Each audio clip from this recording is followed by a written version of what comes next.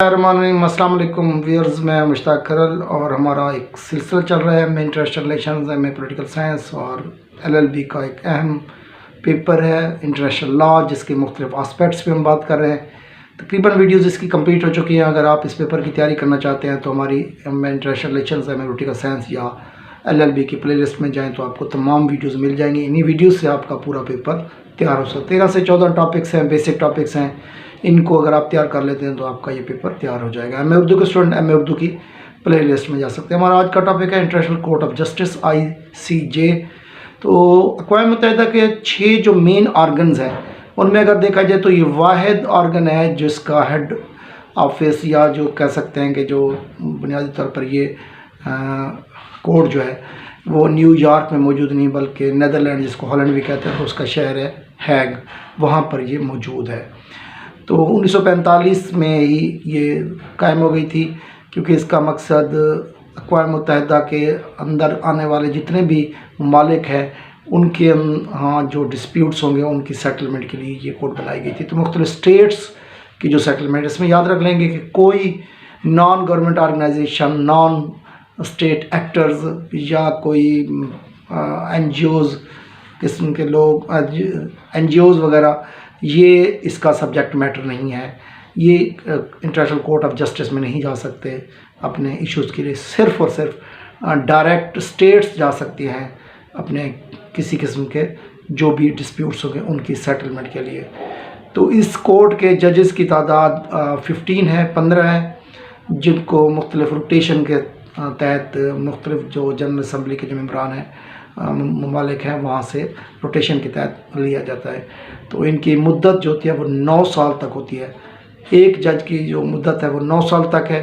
Us court of justice کی جو jurisdiction ہے، دائرہ اختیار ہے، دائرہ اختیار سماعت ہے، وہ 3 طرح کا ہے۔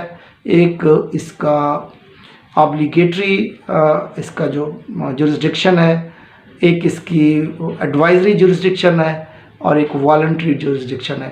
جہاں تک آبلیگیٹری جورسڈکشن کا تعلق ہے تو یہ ایک لحاظ سے کہا جائے کہ دنیا میں جہاں کئی پرابلمز ہوں گے، ایسے ایشوز ہوں گے جن میں براہ راست اقوام متحدہ انوالو ہوتا ہے یا سیکیورٹی کونسل کوشش کرتی ہے کہ پیس مینٹین کرنے کی، لیکن اس کے باوجود بھی وہاں پہ ایشوز موجود ہیں، کچھ اسٹیٹس کے درمیان کلیشز موجود ہیں، ٹینشن کا ماحول ہے، تو یہ کورٹ آف جسٹس جو ہے ان ڈسپیوٹس کو اپنے دائرہ سماعت کے اندر سمجھتے ہوئے اس کو سیٹل کرنے کی کوشش کرتی ہے۔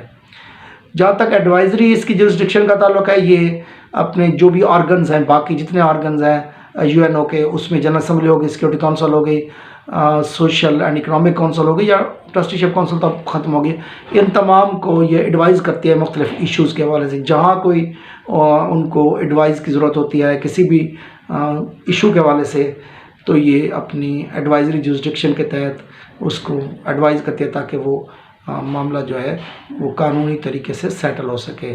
جہاں تک والنٹری جورسڈکشن کا تعلق ہے تو بعض ممالک والنٹرلی چاہتے ہیں کہ اگر ان کا ڈسپیوٹ کسی تھرڈ پارٹی کے تھرو، آربیٹریشن کے تھرو یا میڈیشن کے تھرو، باقی جتنے بھی ہمارے سیٹلمنٹ کے جتنے مینز ہیں اگر ان کے تھرو وہ نہیں ہو پا رہا اور وہ سمجھتے ہیں کہ اس کا جو بہتر حل ہے وہ صرف انٹرنیشنل کورٹ آف جسٹس ہے، تو وہ بائی کنسنٹ جب وہ اس کورٹ آف جسٹس کو اپیل کرتے ہیں تو وہاں پر کورٹ جو ہے والنٹلی جو اس کی جورسڈکشن ہے اس کے تحت ان اسٹیٹس کی والنٹرلی ولنگنس کے تحت وہ اس کیس کو لیتی ہے، تو یہ اس کی والنٹری جورسڈکشن ہو گئی۔ تو یہ انٹرنیشنل کورٹ آف جسٹس جو ہے، ایک بار پھر بتا چلوں کہ اس کے جو سبجیکٹ میٹر ہے وہ صرف اسٹیٹس ہیں، اسٹیٹ کے علاوہ انڈیویجولز نہیں ہوں گے یا باقی جو نان اسٹیٹ ایکٹرز یا نان گورنمنٹ ایکٹرز ہیں وہ نہیں ہوں گے۔